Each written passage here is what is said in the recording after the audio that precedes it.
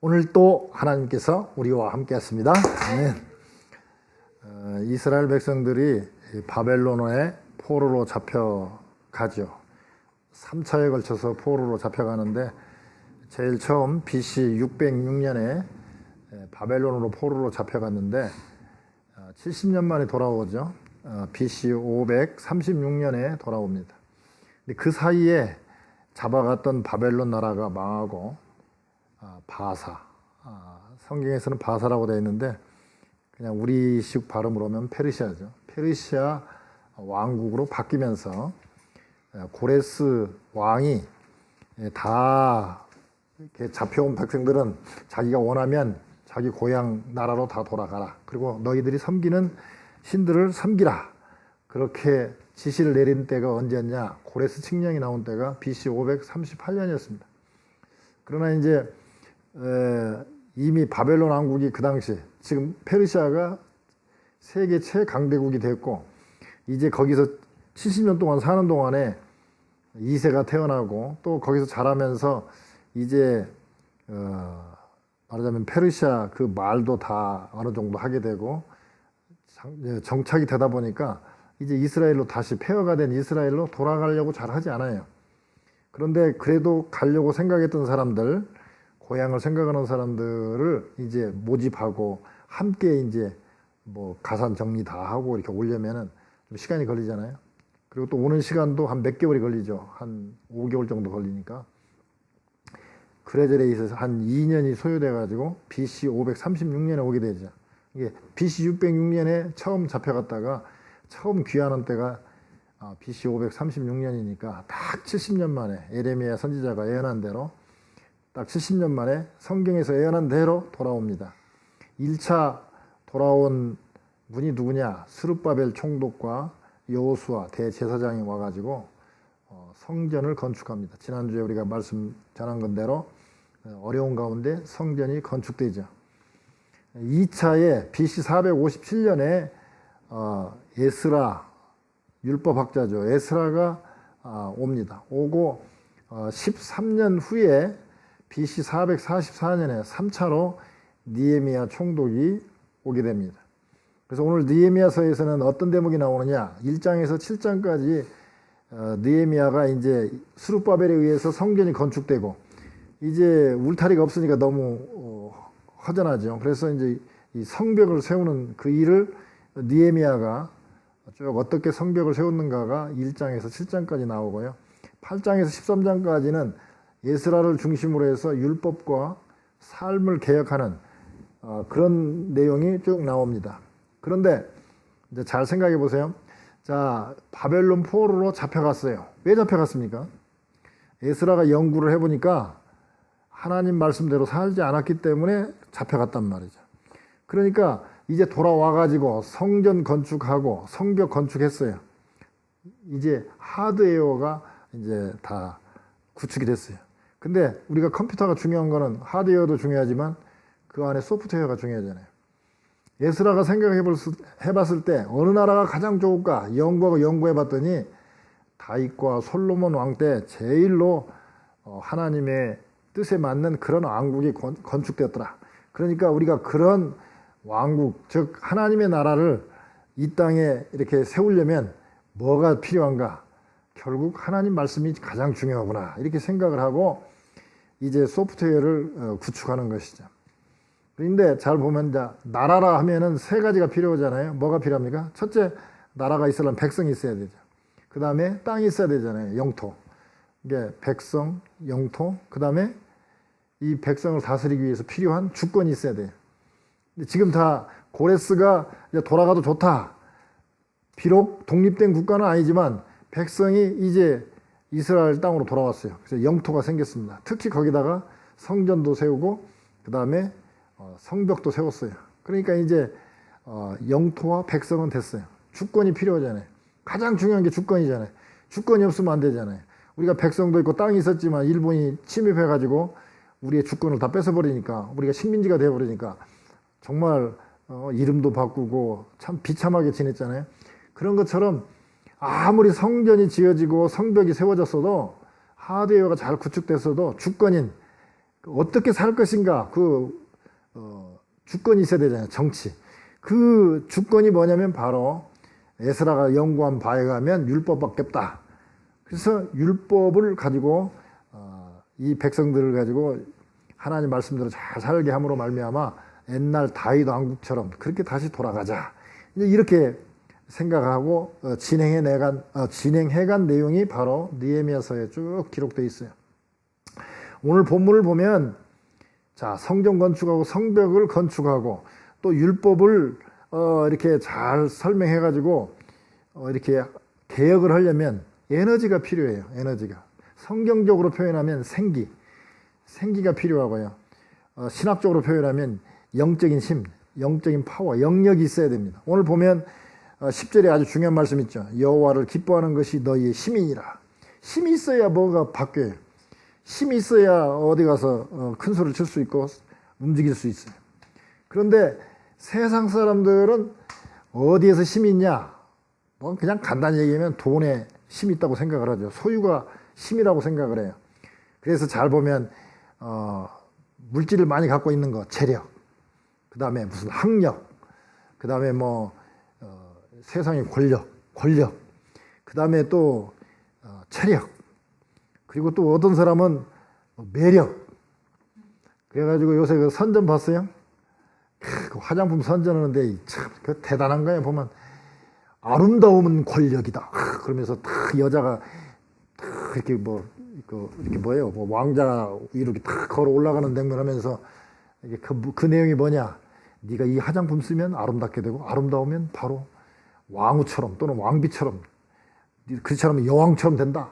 그래 이 화장품 써라는 거죠. 매력 있는 얼굴이 되려면. 그래서 이 매력 다 뒤에가 뭐가 붙어 있습니까? 심력자가 붙어 있어요. 힘이 그만큼 중요한 거예요. 이 세상을 살아가는데 힘이 있어야 살아가요. 힘이 없으면 전쟁에서 힘이 없으면 지게 되고 지면 노예가 되는 거잖아요. 그러니까 세상 사람들은 모든 게 이 힘을 차지하려고 그러는데 자본주의에서는 제일로 빠른 게 이 돈이잖아요. 그래서 돈만 생각하고 있어요. 그런데 오늘 말씀에서 뭐라면 너희의 힘은 어디에 있느냐? 여호와를 기뻐하는데 힘이 있다. 이거를 좀 더 그 영적인 힘이 중요한데 그 힘이 여호와를 기뻐하는 데 있는데 그걸 조금 더 구체적으로 오늘 본문을 통해서 보면 말씀을 사모할 때 말씀에 대해서 응답할 때 또 말씀을 기뻐할 때 영적인 파워가 나온다는 것이죠. 영적인 파워는 뭐 저쪽 어디 뭐 산에 가서 막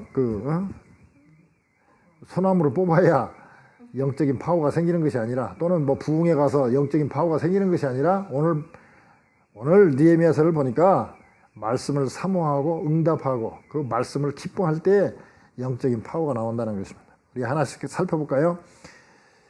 5절에 보면 학사 에스라가 모든 백성 위에 서서 저희 목전에 책을 펴니 책을 펼 때 모든 백성이 일어서니라 그랬습니다. 오늘 좀 본문 내용이 너무 많기 때문에 제가 1절부터 4절까지 기록을 안 했는데요. 우리 오늘 읽은 본문의 1절을 보면 이렇게 나와 있습니다. 이스라엘 자손이 그 본성에 거하였더니 7월에 이르러 모든 백성이 일제히 수문 앞 광장에 모여 이 성벽에는 문들이 이렇게 여러 문들이 있습니다. 그 중에 수문, 워러게이트죠.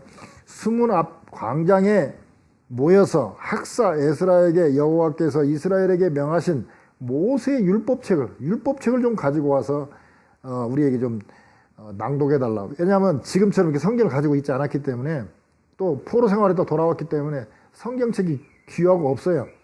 지금도 이스라엘 같은 데 가가지고 두루마리로 된 성경을 살려면요 엄청 비싸요. 그래가지고 그냥 이렇게 직접 다 기록한 거 이렇게 함에 딱 쌓여 있는 거는 비싼 것은 막 1억 원에서 2억 원까지 가고요. 아주 싸봐야 뭐 1200만 원 이 정도 해요. 그렇게 비싸니까 가지고 있는 사람이 별로 없어요. 그러니까 전부 다 모여가지고 그 하나님의 율법책 한번 듣고 싶다. 우리가 포로로 가갖고 못 들었으니까 한번 듣고 싶다. 그러는 거예요. 그래서 에스라가 2절에 보면 에스라가 율법책을 가지고 남자 여자 무릇 알아들을 만한 회중 앞에 이르러. 그러니까 어린 사람부터 나이 많은 사람까지 남자 여자 불문하고 하여튼 말귀가 있어가지고 알아들을 만한 사람들은 다 모였다는 것입니다. 그런데 언제 모였냐? 새벽부터 오전까지. 그러니까 새벽이면 보통 6시로 보거든요. 6시에서 정오 오전까지니까 12시까지 6시간을 말씀을 들었어요. 그것도 에어컨 있는 데서 또는 난방장치가 된 데서 들은 게 아니라 밖에 수문 앞 광장에서 그 뭐 이스라엘 그 뭐냐 광장 그 광야 같은 그런 데잖아요. 선선한 그런 것도 아닌데 그 뜨거운 곳에서 전체가 모여가지고 들었는데 그것도 5절에 보니까 모든 백성이 일어서니라. 지금 그래서 이번에도 그 성산교회죠. 거기 마포에 있는 성산교회 이번에 그 윤양준 목사님 그 교회 갔더니 성경 말씀 딱 자 말씀 우리 봉독하겠습니다. 그랬더니 전부 다 일어나더라고요. 이게 이 말씀에 근거해서 하나님 말씀 들을 때 어떻게 앉아서 듣느냐 이거지. 다 겸손하게 일어나라. 그러면 6시에 일어나가지고 언제까지 있었다는 얘기예요? 6시간을 서 있었던 거예요. 6시간을. 즉 말씀을 얼마나 사모했으면 6시에 그 떼약볕에 6시간씩이나 서서 그 말씀을 듣냐 이것이죠. 그렇게 말씀을 사모했습니다. 그렇게 사모했기 때문에 힘이 생기는 거예요. 이 말씀을 사모하는 사람 중에서 대표적인 인물이라면 오늘 바로 말씀을 읽는 에스라를 들 수 있습니다. 에스라서 7장에 보면 에스라가 자기를 소개하는 데면이 나오는데 아주 막 장황하게 설명을 하는데 요약을 하면 나는 가문이 희미한 가문이 아니라 대제사장 아론의 16대 손이다. 이게 너희들 까불지 마라. 내가 대단한 사람이다. 두 번째, 아닥사스다 왕에게 구하는 것은 다 받는 자다. 아닥사스다 왕이 누굽니까? 에스더 왕비의 아들이죠.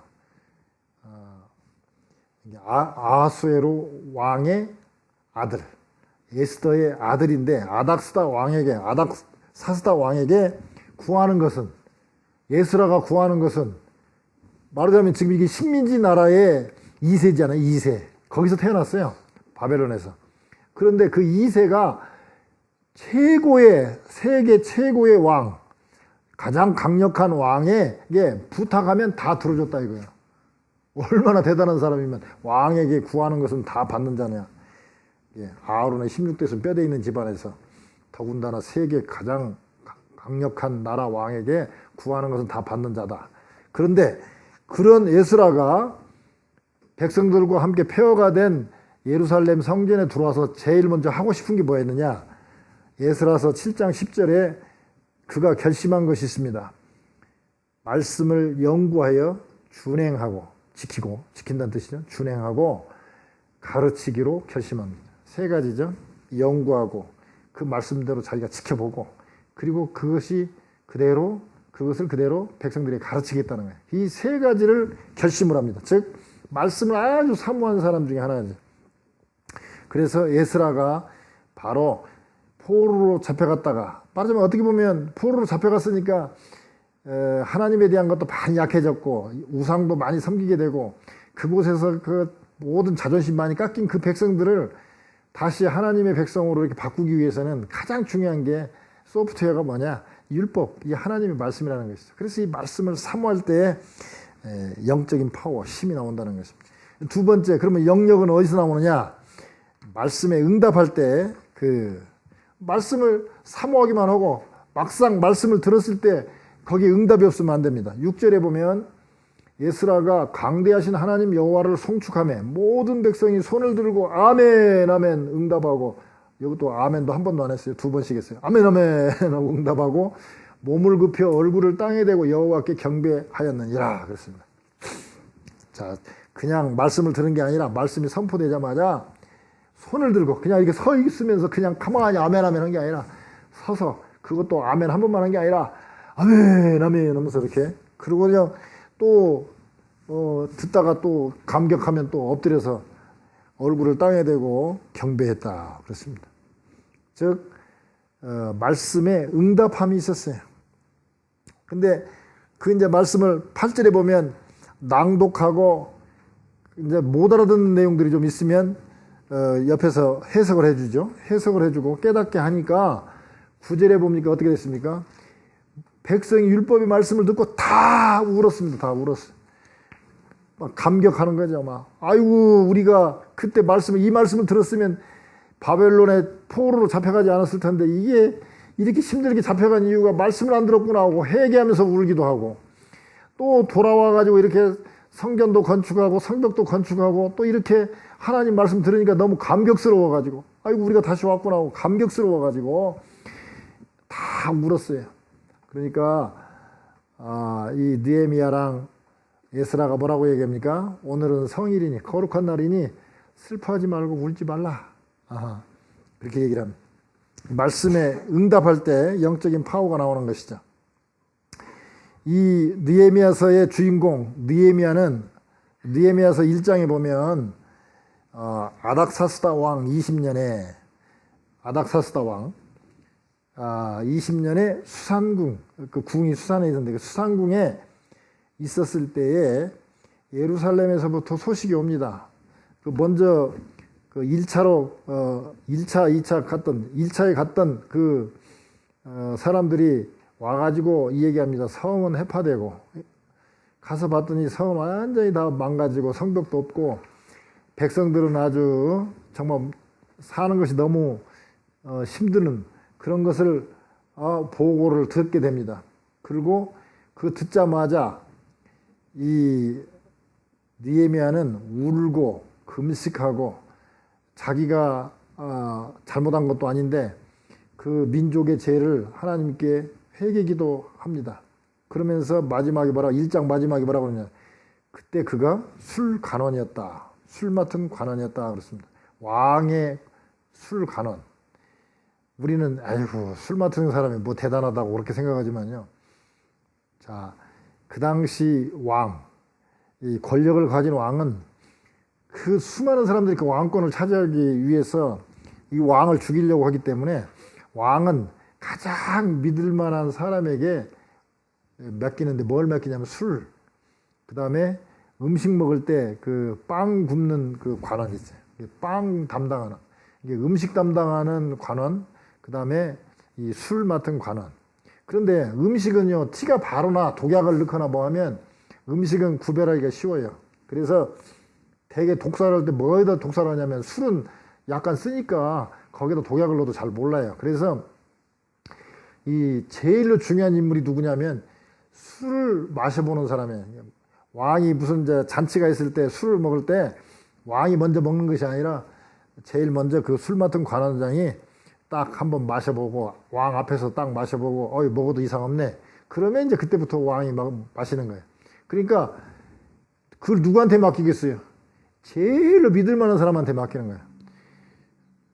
왕은요, 우리 조선 왕조도 보거나 노마 시대 때 왕을 보거나 하여튼 왕의 자리에 있는 사람들은요, 부인도 안 믿어요. 자기 부인도 안 믿고 아들도 안 믿어. 아무도 안 믿습니다. 오직 믿는 사람이 누구냐면 이 술 맡은 관원하고 이 음식 먼저 음식 먹어보는 사람. 그 사람을 제일로 믿어요. 왜? 그 사람이 배반하면 뭐 자기는 죽은 목숨이니까 제일로 믿을 만한 사람 신복을 심어줘요. 그러니까 왕의 술을 맡았다 그 말은 실제로는 지금으로 말하면 대통령 경호실장보다 더 파워가 센 거죠. 가장 왕이 믿어주는 사람이에요. 그런데 그 사람이 그 자리를 놓아두고 다 해파됐다는데 거기 와가지고 성벽을 건축하기 위해서 자기가 작정을 하고 왕에게 나 이 자리 그만두고 제가 이스라엘에 가겠습니다. 그러니까 왕이 너무 사랑하고 귀하게 여긴 나머지 야 가도 그러면 12년만 있다 와라. 12년 있다가 다시 와가지고 뭐 이제 가는데 몇 개월 걸리고 오는데 몇 개월 걸리니까 가가지고 얘기하다가 다시 약속대로 왔습니다. 그러나 다시 가겠습니다. 해가지고 다시 또 영구 귀국을 한 예루살렘으로 귀국한 아주 그런 사람입니다. 근데 잘 생각해보세요. 자, 그 백성들이 예루살렘이 다 성이 해파됐다는 그 보고를 와서 했을 때 그거를 그냥 그 동생이나 뭐 그 보건 사람들의 이 얘기로 듣지 않고 하나님의 말씀으로 듣고 응답했잖아요. 금식하고 울고 회개 기도하면서 내가 가서 그거 하겠다고 응답, 자기가 그거 하겠다. 뭐를 포기하고? 왕의 술 관원을 포기하고. 여러분 별로 감동이 없었겠어요. 왜냐하면 뭐 대통령이나 뭐 이런 사람 옆에서 권력을 맛본 적이 없으니까 그 권력이 어쩐지를 몰라요. 근데 지금 우리가 말하는 파라다이스라는 말이 있잖아요. 파라다이스. 파라다이스가 어디서 나온 말이냐면요. 페르시아 왕궁의 그 뒷뜰 정원 이름이 파라다이스예요.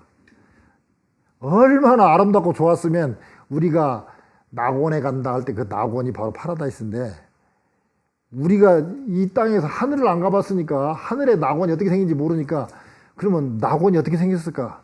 아, 페르시아의 그 후원뜰 그렇게 아름답겠지, 그렇게 좋겠지라고 한 게 바로 페르시아의 그 후원뜰을 갖다가 파라다이스라고 했습니다.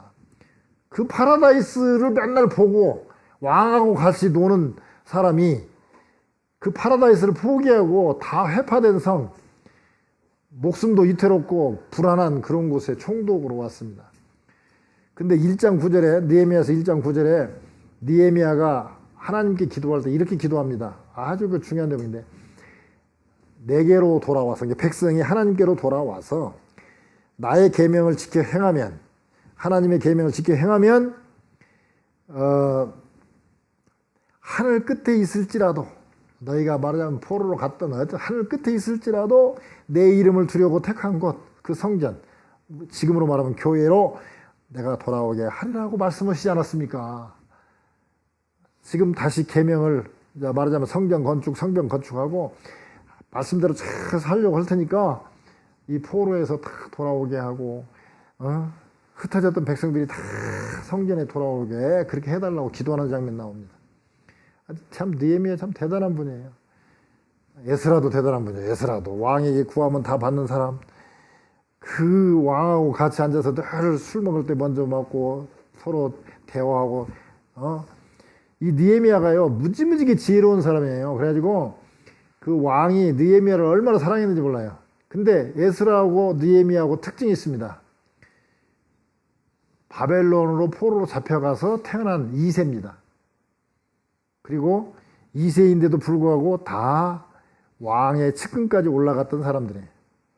이게 뭐 좀 옆으로 약간 새는 감이 있지만 미국의 지금 미국 세계 최강대국이잖아요. 어쨌든 아직까지는 최강대국에서 2세가 되어가지고 여기서 영어도 공부하고 영어도 잘하고 또 여기 문화도 잘 알면서 하나님 뜻도 잘 섬기고 그러면서 여기 주류사회에 나갔던 사람이 한국이나 세계를 위해서 쓰임받을 수 있어요.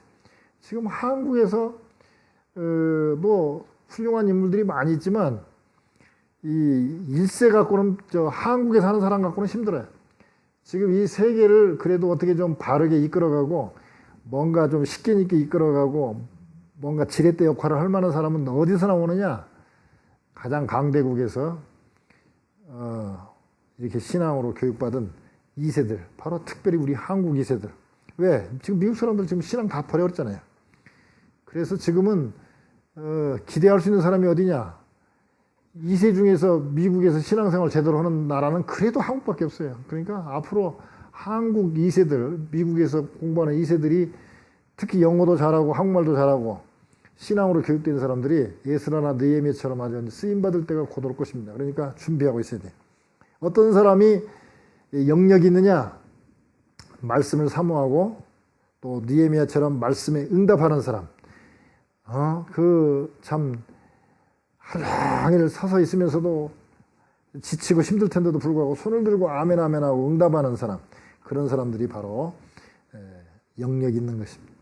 세 번째로는 10절에 보면 느헤미야가 또 이르기를 너희는 가서 살진 것을 먹고 단 것을 마시되 예비치 못한 자에게는 너희가 나누어 주라. 이날은 우리 주의 성일이니 근심하지 말라. 여호와를 기뻐하는 것이 너희 힘이니라. 말씀을 기뻐할 때 우리 영역이 있습니다. 그러니까 사모하고 응답하는 것도 중요하지만 최고의 경지는 자, 사모해가지고 응답하고 그러고 난 다음에 최고는 뭐냐면 기뻐하는 단계죠. 그러니까 영적으로 가장 파워가 있는 사람이 어떤 사람이냐? 말씀을 기뻐하는 사람이 가장 파워가 있는 사람입니다.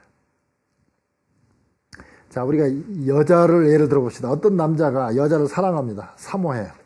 자, 사랑의 힘은 어디서 나옵니까? 사모할 때 나오죠. 그런데 그 여자가 아이고 나도 뭐 오빠가 좋아요. 나도 뭐 자기가 좋아요. 그러니까 응답을 하죠. 아, 그럼 우리 데이트합시다 하고 이제 뭐 응답을 하고 이제 서로 만나면 막 울기도 하고 그냥 감격해서 울기도 하고 또 막 너무 좋아라 하는 거야. 근데 사모하고 만나서 좋아하긴 하는데 만날 때 맨날 인상 쓰고 있어 봐요. 그러면 그게 사랑하는 거예요. 가장 핵심은 뭐냐면 사모하고 서로 응답하고 서로 이렇게 감정의 교환이 있고 뭐 이렇게 감격하고 뭐 이런 게 있는데 그보다 더 나아가서 기뻐해야지. 막 보고 싶어 보기만 하면 입이 막 이렇게 돼가고 막 하하 웃어야 이게 진짜 사랑의 힘이 있는 것이죠. 마찬가지입니다. 자, 하나님의 말씀을 막 사모해요.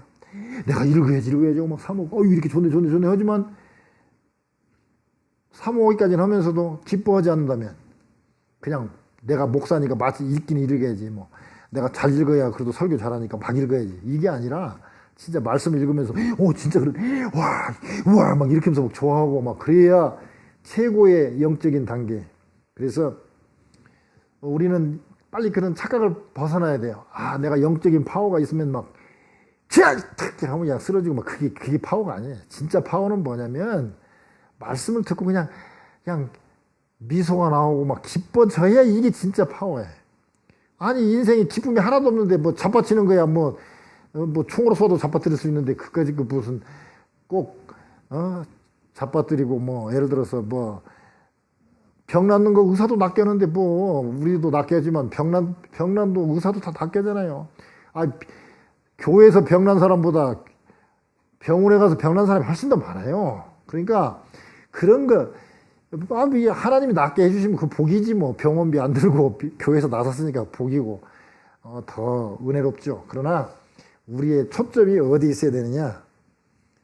이 말씀을 기뻐하는 것이 진짜 힘이고 진짜 교회 와서 예배 드릴 때 이게 기쁨이 넘치는 것이 이게 영역이다.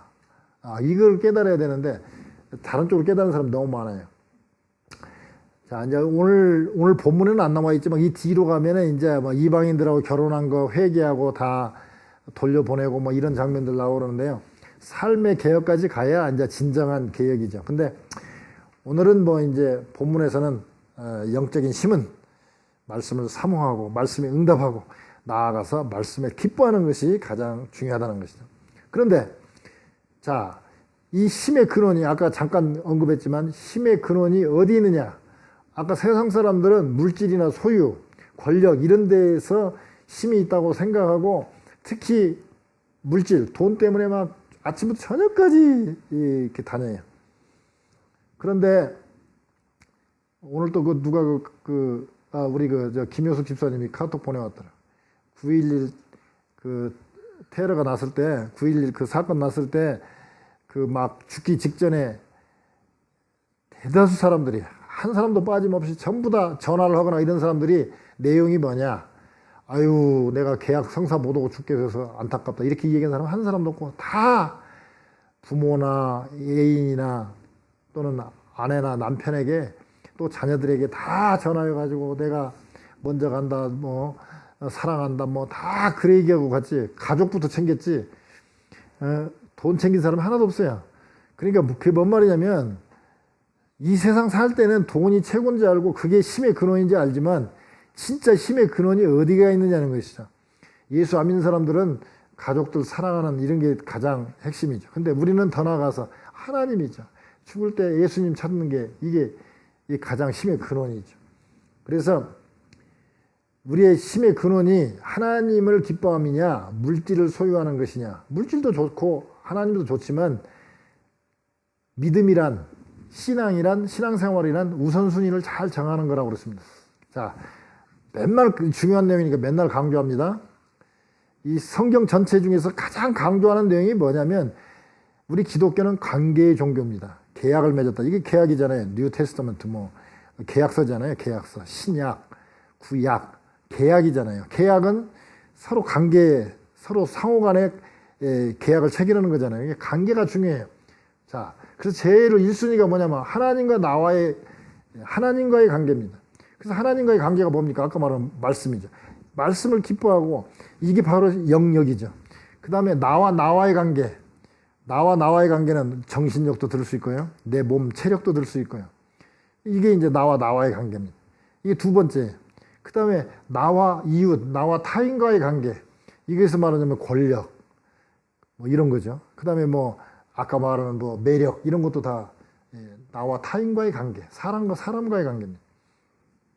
그 다음에 4순위가 뭐냐? 환경이죠. 환경. 물질이라든지 자연 환경.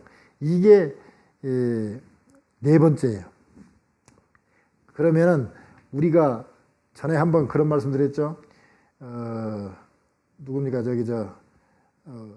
물고기에 요나가 니느웨로 가서 말씀을 전하라. 이게 자 하나님과의 관계에 있어서 가서 말씀을 전하라. 1순위죠. 근데 가기 싫었어요. 왜? 일본 같은 사람이니까. 일본 같은 나라니까 가기 싫은 거예요. 그러니까 도망가려고. 망해버려야 되니까 도망가야 되잖아요. 그래서 딱 갔더니 요바로 갔더니 마침 다시스로 가는 배가 있더라. 우리가 흔히 생각할 때 그러잖아요. 환경이 좋잖아요. 내가 가려고 했을 때 하나님이 원하지 않으실 것 같으면 요바에서 다시스 스페인 쪽으로 가는 배가 없어야 되는데 그 가는 배가 마침 있었어요. 동쪽보다 먼 저쪽 서쪽 끝으로 가는 배가 마침 있었어요. 그러니까 이건 4순위입니다. 그러면 자 이럴 때 해석할 때 내가 하나님 말씀을 듣고 안 듣고 다시스로 가려고 그랬더니 마침 배가 있는 것은 하나님 말씀 순종하지 않아도 되지 않느냐 이렇게 해석할 수 있지만 그게 아니라는 것이죠. 1순위는 뭐예요? 너는 가서 전하라. 근데 도망갔잖아. 이건 4순위예요. 그러니까 이럴 때 바로 환경이 아무리 좋아도 이게 아니구나. 이거는 니네로 가야 되는구나. 이렇게 판단을 해야 됩니다. 우리가 그런 게 많아요. 자, 돈도 좋아요. 돈 필요하죠. 당연히 돈 있어야죠. 일용할 양식 구하라겠으니 필요하죠. 그러나 예를 들어서 자, 지금 돈 벌 거리가 있어요. 화요일이에요. 돈 벌 거리가 있어요. 됐죠. 그러면 돈 벌러 가면 돼요. 근데 주일날 예배 시간 딱 됐는데 돈 벌 일이 생겼어요. 근데 너무 아까워요. 이거 하면은 조금 돈도 아니야. 이거 1시간만 예배 시간 빠지고 이거 일하면 10,000불 정도는 생기게 생겼어. 10,000불. 이게 1,000불이라면 모르지만 이 10,000불. 10,000불.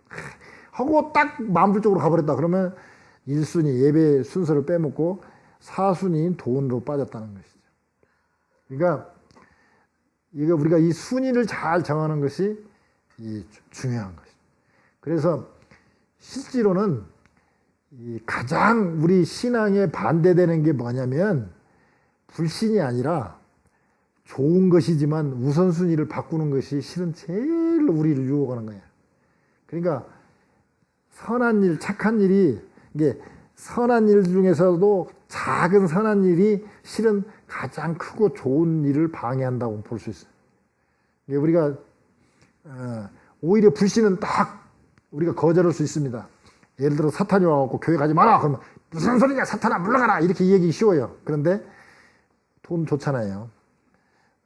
그런 거 딱 뭐 이번 주일 한 번만 주일은 맨날 있잖아. 그러니까 한 번만 빠지면 10,000불 주겠다. 10,000불 생기는 일이니까 나 좀 도와달라. 이 좋은 일 아닌가 막 해가지고 유혹했을 때 이게 구별하기가 어려워요. 그래서 이 우선순위를 잘 정하는데 1순위, 2순위, 3순위, 4순위만 잘 정하면 돼. 하나님과 나와의 관계, 나와의 관계, 나와 이웃과의 관계, 나와 자연과의 관계, 환경과의 관계. 이걸 딱 1, 2, 3, 4를 딱만 구별하면 우리가 쉽게 구별할 수 있어요. 그래서 다시 한번 말씀드리면 영적인 힘, 영역은 어디서 나오느냐? 말씀을 사모하고 그 말씀에 응답하고 말씀을 기뻐하는 사람. 이게 최고의 단계는 말씀을 기뻐하는 사람. 이 기뻐할 때 그게 바로 우리의 힘입니다.